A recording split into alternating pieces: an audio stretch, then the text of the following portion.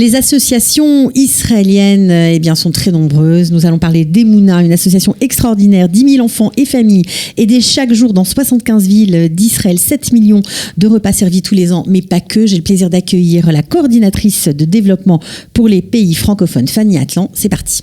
De la générosité, des talents et du cœur. C'est la sauce du jour sur studioqualita.com.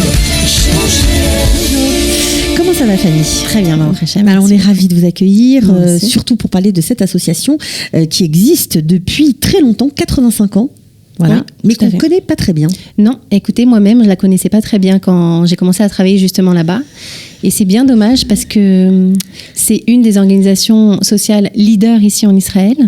Ça va faire donc bientôt, comme vous avez dit, 85 ans qu'elle existe. Et elle a un vrai impact sur un éventail très large de personnes ici en Israël, à la fois des enfants, des bébés, des femmes, des familles, des personnes, des seniors. Alors, à qui s'adresse l'association ? Elle s'adresse aux personnes les plus vulnérables, déjà ici en Israël, qui sont dans une situation vraiment très sensible. Ça peut être des enfants, des femmes, des hommes, tout mélangé. Ça peut être tout. En fait, on a énormément de programmes. On commence avec des méonotes, donc des crèches. Il y en a plus de 100 partout en Israël. Il y a aussi des crèches qui s'appellent les crèches polyvalentes, où on n'apporte pas seulement un système d'éducation pour les bébés et pour les enfants, mais c'est aussi du soutien pour les familles qui sont dans des situations très précaires. Il y a des villages d'enfants, il y en a 5 en Israël. Ça, c'est votre coup de cœur, je crois. Moi, c'est ce qui me touche le plus parce que c'est des enfants qui sont repêchés par les services sociaux directement dans leur famille parce que ils sont retirés par les services sociaux aux familles, aux parents parce qu'ils vivent des situations terribles. Des abus physiques, des abus psychologiques, des choses vraiment dramatiques, de la violence, des incestes. Ouais, aussi, ouais. Il y a énormément de choses c'est impressionnant. Je pensais pas que ça pouvait exister. Ouais, mais malheureusement, ça existe. Et ils sont recueillis justement dans ces écoles, dans ces maisons, dans ces villages d'enfants, où ils sont logés, nourris, où on leur apprend à reprendre confiance en eux, à reprendre confiance en les adultes, en l'humanité en général, en la vie, tout simplement. En la vie. On essaye de détecter les talents de chacun aussi pour essayer de les pousser et de leur donner un avenir, de reconstruire une famille eux-mêmes. Et tout est pris en charge par Emouna. Tout est pris en charge. Ça veut dire la scolarité, les activités extrascolaires, les repas. Les repas, on leur donne de l'argent, on leur paye leurs études. On fait tout pour briser, ils disent souvent en anglais, parce que je travaille beaucoup en anglais, break the cycle, c'est-à-dire briser le cercle vicieux et briser ce cycle. Et on veut que, nous, notre but, c'est de ne pas exister, en fait, de manière générale. Toutes les organisations le disent. Et on voudrait que leurs enfants, à eux, n'aient pas besoin d'être à leur tour aidés par l'association. 85 ans d'existence, c'est-à-dire que vous avez du recul et que oui, par exemple, ces villages d'enfants, puisqu'on s'est arrêté sur cette activité-là, ça marche. Ça marche. Ouais. Vous avez des exemples ? Oui, j'ai un exemple. J'ai plein d'exemples en fait.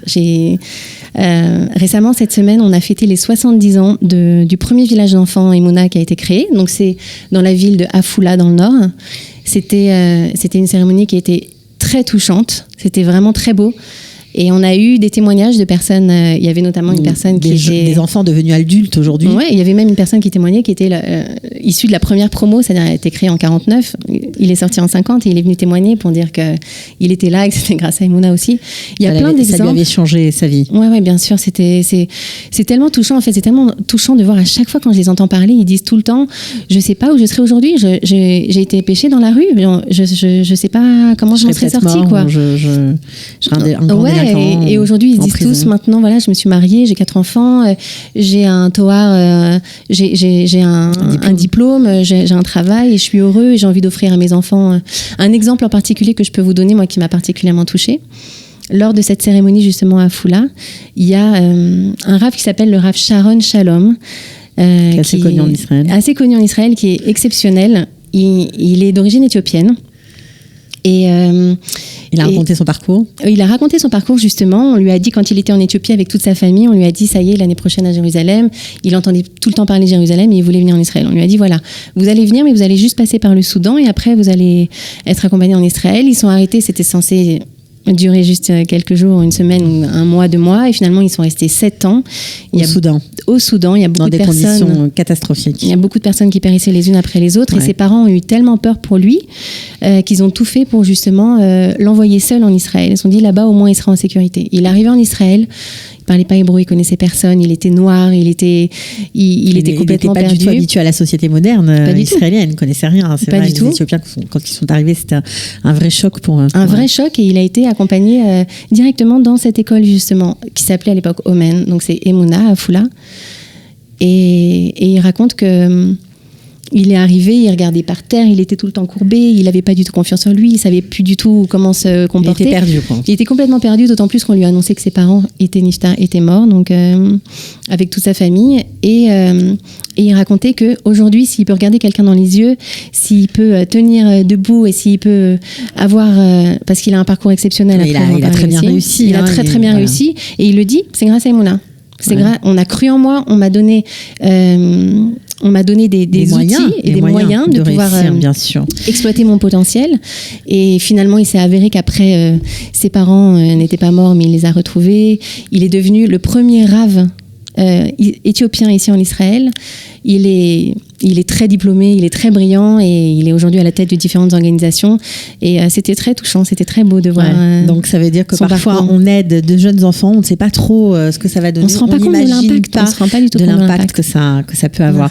Alors ça, c'est une partie des activités, mais il y en a beaucoup d'autres. Vous avez aussi des lycées, apparemment autour de Jérusalem, pour les filles un peu en rupture de banc, issues de familles religieuses, mais pas que, mais quand même en grande majorité, celles qui lâchent la rampe, comme on dit, et se retrouvent un peu paumées, et qui veulent malgré tout un métier. Alors on les rattrape dans ces lycées, on les aide. Et on les aide, et on essaye de faire avec les capacités de chacune aussi. Il y en a qui sont plus artistiques, il y en a qui sont plus mathématiques, il y a différentes choses. Et on essaye vraiment de diriger chacune en fonction de ses propres capacités. Alors il y a beaucoup de choses qui sont faites pour la femme, on va y revenir, mais vous avez aussi, moi, quelque chose qui m'a beaucoup touchée, ce sont des centres de crise d'urgence, notamment l'un d'entre eux à Sderot, qui est assez connu, et on ne se rend pas compte à quel point ça peut aider les gens. Est-ce que vous pouvez nous en dire plus? Parce que j'ai cité en introduction un chiffre au niveau des heures données de thérapie. 15 000 heures de thérapie par an. Partout en Israël. C'est vrai qu'après, la région du sud d'Israël et qui touche beaucoup la ville de Sderot, elle est malheureusement très très concernée. Ce qui est assez touchant et qui fait de la peine aussi, c'est qu'il y a beaucoup de personnes qui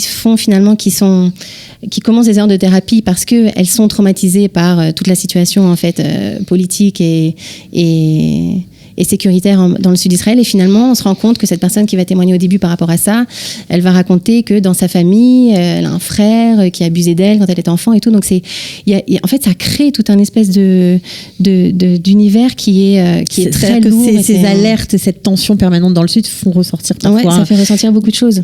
Et après, il y a beaucoup de thérapies différentes qui sont utilisées. Il y a de l'art-thérapie, il y a la thérapie par la musique. Il y a beaucoup d'enfants qui sont paumés, on leur apprend le violon, ils se retrouvent à jouer dans des orchestres. Thérapie par les animaux. Il y a des clowns médecins aussi. On essaye de trouver en fait différentes choses. Pour aider il y a évidemment les gens. beaucoup d'activités sportives, artistiques. On essaye vraiment de développer en fait toutes leurs capacités. Alors justement, les femmes en tout cas sont très mises en avant des moulins et sont vraiment valorisées. Pourquoi? On développe le statut de la femme ici en Israël parce que il y a encore besoin. Par exemple, à la tête des Mouna, il y a des femmes, il y a beaucoup de femmes. C'est les femmes qui ont créé Mouna. D'accord, c'est important de le dire. Oui, c'est pour ça que je vous pose la question, parce que forcément, il doit y avoir un intérêt au-delà. C'est les femmes qui ont créé Mouna. Moi-même, dans notre équipe, à part moi, mon boss, on est toutes des femmes. Et c'est un univers quand même très féminin.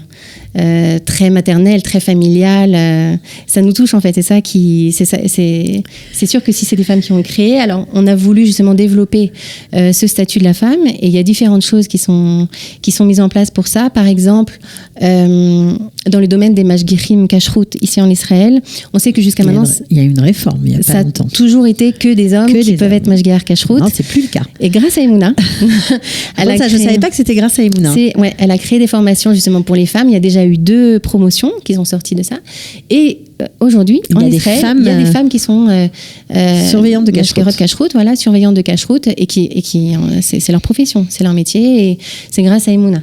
Et puis il y a aussi, bien sûr, dans le cas des divorces un peu tumultueux, parfois des maris récalcitrants qui ne donnent pas le guet. Et Emouna aussi a trouvé des moyens de faire pression sur ses maris. Ouais, tout à fait. Il y a une loi qui a été votée récemment à la Knesset, justement, pour réduire leurs droits et pour essayer d'être le plus sévère possible pour qu'ils finissent justement par libérer leurs épouses. Alors justement, il y a beaucoup de gens qui travaillent, beaucoup de salariés qui travaillent dans cette très grande association, mais il y a aussi beaucoup de bénévoles. Est-ce que vous cherchez des bénévoles? Est-ce qu'il y a des francophones? Il n'y a pas beaucoup de francophones, en tout cas de ce que je connaisse, mais toutes les personnes sont invitées à prendre contact avec moi et on pourra en discuter. On a toujours besoin et on est toujours heureux d'avoir des bénévoles dans l'association. Dans toutes les villes, puisqu'apparemment vous êtes présent dans toutes les villes. Je peux donner votre mail? Oui, bien sûr. Alors Fanny @word-emunah emunah.org. Voilà, vous écrivez à Fanny si vous avez envie d'être bénévole. Pourquoi pas aussi de les soutenir financièrement, parce que ça coûte cher quand même de faire toutes ces activités. Quel est le budget annuel de l'association? Le budget annuel. Ouais, je crois qu'on avait parlé de millions de dollars. Des millions de dollars, ouais. On est soutenu en partie quand même par le gouvernement. Ouais, 50%. Ouais, un petit peu plus que la moitié, mais il y a une grande partie qui vient encore de dons, qui vient beaucoup de Chutz Laaretz. Là, récemment, la semaine dernière, j'étais dans une école d'enfants à Neve Michael, à Pardes Rana, à côté de Minyamina, où on a inauguré un nouveau bâtiment. Il y a un merveilleux donateur mexicain qui a offert $1 million pour ouvrir c'est tout un binyan en fait, avec des lits, des chambres, des cuisines et tout un moyen de pouvoir accueillir ces enfants. Donc ce sont des projets rénovés, ambitieux. C'est des gros projets. C'est toujours des belles choses. Vous faites le maximum pour donner à ces enfants de la qualité, et ça coûte cher, la qualité forcément. Donc Mais tous les dons sont bons à prendre. Les petits dons, les gros dons. Ok, on imagine. Alors, qu'est-ce que vous aimez vous particulièrement? Parce que vous avez rejoint l'association il y a à peu près 8 mois. Ouais, ça fait à peu près 8 mois. Ouais. Moi, j'ai toujours aimé le domaine justement du non-profit comme ça. Je travaillais au Joint américain avant à Paris. Et ça me plaît parce que c'est un métier où c'est du chesed. C'est-à-dire que je me lève le matin et j'entends parler des écoles, j'essaye de trouver des moyens de développer des nouvelles choses. C'est beau en fait, c'est pas quelque chose où je dois vendre quelque chose ou alors je dois avoir un certain profit et tout, c'est vraiment essayer de soutenir, et surtout ici en Israël. Moi j'ai fait mon aliyah il y a à peu près 3 ans et demi et je crois en ce pays et je crois en l'avenir, je crois en les enfants d'Israël et je crois en tout ça, donc si je peux participer à mon humble... Ça vous a aidé à vous intégrer, de voir cette diversité, de voir l'envers du décor un peu, parce que c'est vrai, quand on arrive, on a les yeux pleins d'étoiles, on croit que tout est merveilleux, mais la réalité israélienne parfois est un peu difficile. Oui, c'est vrai. C'est vrai, mais ça m'a aidé et pour moi c'est une vraie réussite en fait, parce que quand je suis arrivée en Israël, souvent les francophones, on a tendance à rester entre francophones, à travailler dans des organisations françaises, etc. Et pour moi, de travailler dans une organisation israélienne d'emblée, et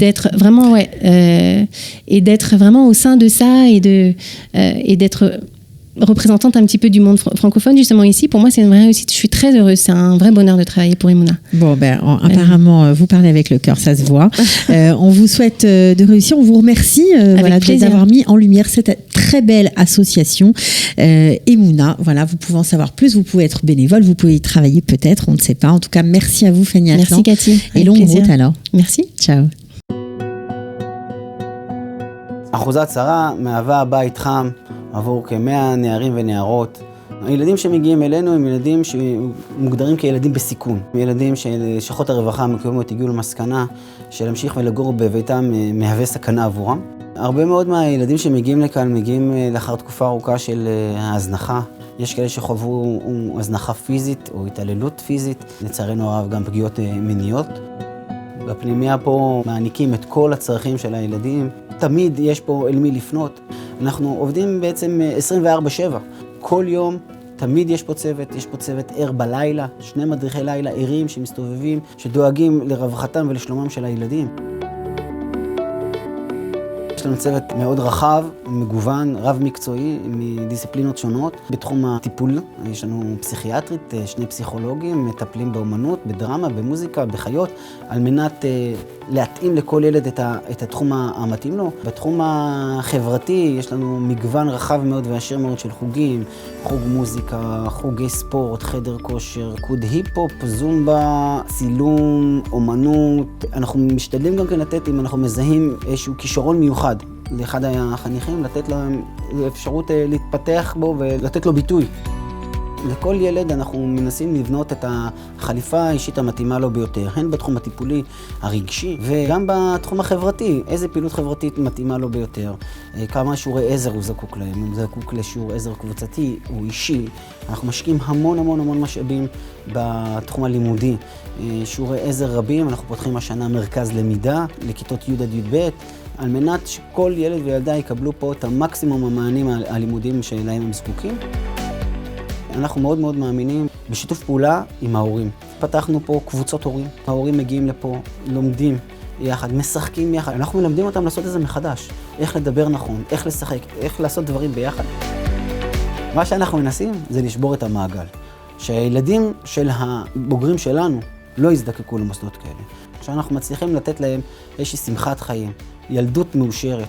אנחנו יודעים שאנחנו בדרך הנכונה לשבירת המעגל.